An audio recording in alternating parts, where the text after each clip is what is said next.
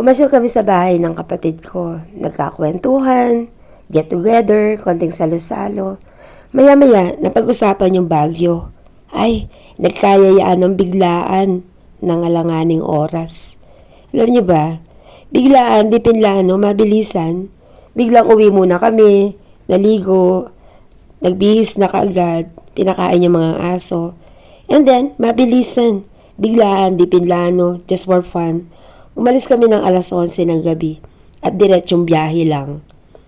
Lahat excited, lahat in-enjoy lang. Lahat tawanan, in-enjoy lang yung haba ng biyahe, yung puyatan, at talagang walang natulog. Isip nga namin na, oo nga no, kapag ang isang bagay pinaplano, ang hirap matupad. Pero yung biglaan, agad-agad, diba? Parang lahat ready, kahit na hindi ready. Lahat prepare, kahit na hindi prepare. Alam mo ba yung tipong yung isang kapatid ko, binitbit lang niya yung jacket niya, and then tara na. Yung alam niyo ba yung ganun? Yung wala nang etche-etche, tara na. Kaya lang habang daan, sinumpong ng acid reflux yung anak ko, si Keisha. Kaya medyo hindi niya siguro na-enjoy yung pagbibiyahe niya kasi yung nararamdaman niya is sobrang masakit. Pero hindi naman siya nagpa-baby kasi parang hindi naman niya ipinakita sa amin yung iniinda niyang sakit. Basta nakikipag-jamming, nakikipagsaya.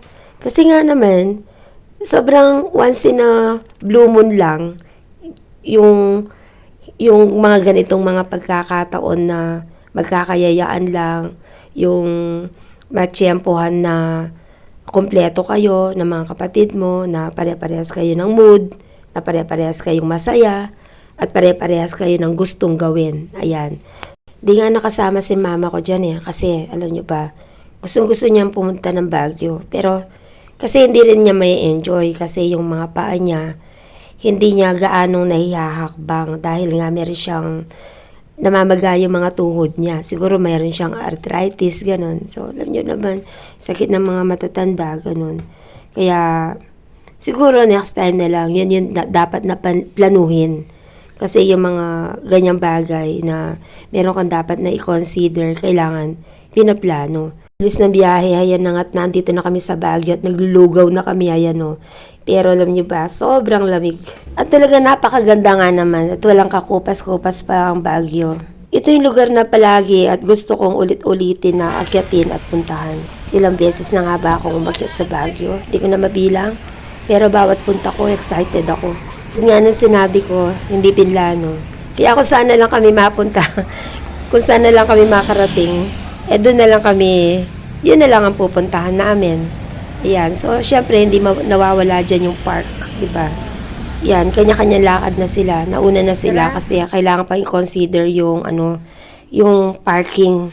Kaya lang ang problema namin, sinamahan ko yung anak ko at yung girlfriend niya. Paulit-ulit lang, ikot-ikot lang kami, yan, paikot-ikot. Naghahanap kami ng pagpaparkingan. Talagang napakahirap kasi ang daming mga sasakyan.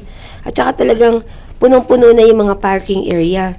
So, hindi ako nakasamang maglakad dyan kasi, ayan, kung makikita nyo, umiikot lang talaga kami, guys.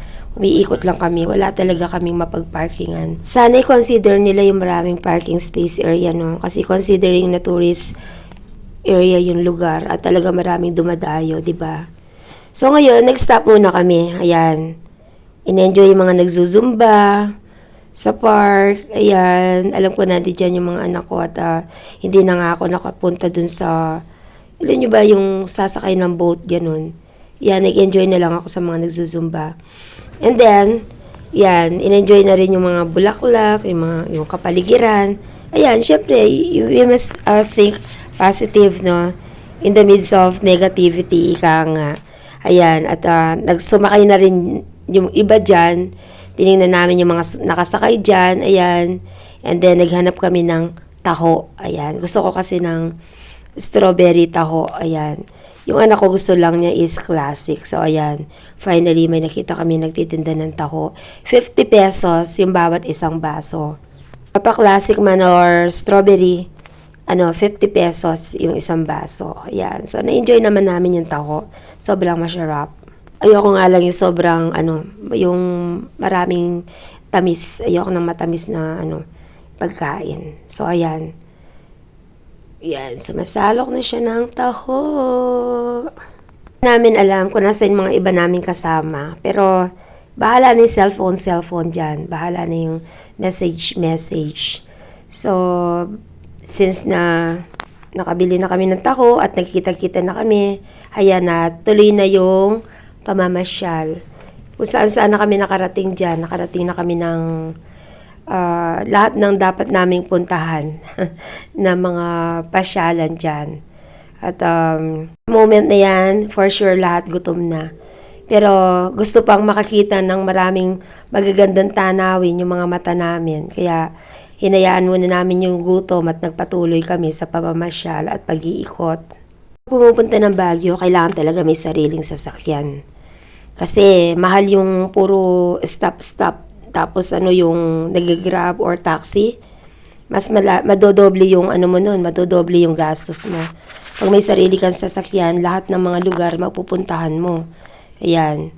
So, basta patient lang sa may mga konting traffic, ganon.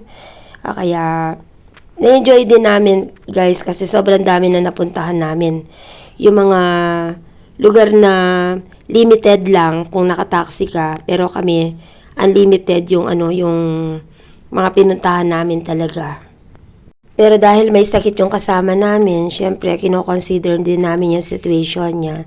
Kasi alangan naman kami, nag-i-enjoy kami, tapos siya, may sakit siya, diba? So, kaya kung ano na lang yung lugar na mapuntahan namin, doon na lang kami.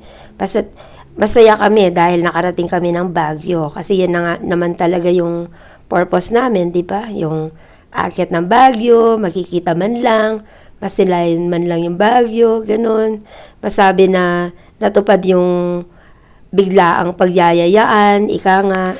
At sa paglalakad namin, dahil nga malamig yung lugar, hindi kami napagod dahil kahit na malayo-layo din yung nilakad namin na hindi naman kami diretsong nakasasakyan, naglakad din kami. Siyempre, hindi naman pwedeng laging nakasakay kasi traffic. Kaya dapat na stay muna yung... Buti na lang nakakita kami ng parking na hindi naman malapit sa park, ganun. Kaya pero okay lang kasi nakapagpahinga rin yung sasakyan habang kami ay naglalakad. Ayan. So makikita nyo no, napakaganda ng view. Sobrang talagang cool. Napaka-cool sa Baguio. Alam nyo kung babalik kami ulit doon, ayoko ng 1 day lang. Gusto ko yung mag-i-stay ako ng mga 2 days doon. Kasi before nag-stay kami doon, 2 days Kasi meron kami pinuntahan. Ayan nga yung lugar na akala namin, wishing well. Naghulog kami dyan ng piso. Yung pala, hindi naman pala maghuhulog ng pera. Ano ba yan? So, dyan muna kami nag-stay dyan. At nag-picture. Yan. O, diba? Ang ganda. Ang daming tao. Dami talagang tao. Ganda, ang sarap talaga maging masaya. Sarap talaga na mag-enjoy lang yung mga kagaanan ng buhay, ika nga. Yung parang wag mo na lang gaanong iniisip yung mga kabigatan. Just enjoy. Kasi maikli lang ang buhay. You just make a wish and just believe that all those wishes will come true. Just keep on praying. Just keep on believing.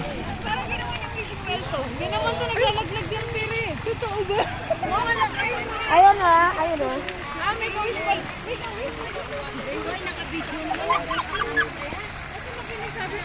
Anyway, yung kagaanan ng buhay sa kalagitnaan ng mga kabigatan sa buhay, nasa nagdadala lang yan. If you choose to be happy, you'll be happy. If you choose to be sad, then you'll be sad. Pero kasi life is a choice. It's always a choice. Diba? You just choose good company, enjoy them. Diba? Enjoy lang yung mga simpleng lugar kahit na wala kayong pera, ika nga. Di naman kailangan maging mayaman para maging masaya.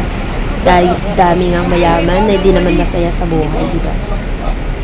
just be content of what you have and who you are.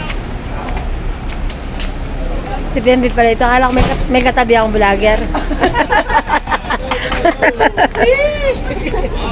Hindi na, do. Sakay na kayo sa bus. Buhay na to, napatunayan ko na yung pagiging masaya, nasa kaloob-looban ng puso at isipan natin yan eh. Kapag niisip natin masaya tayo, magiging masaya at makulay yung kapaligiran, yung buhay, yung mundo mo. Pero kapag iniisip mong magaan, maganda, ay, napakasarap mabuhay.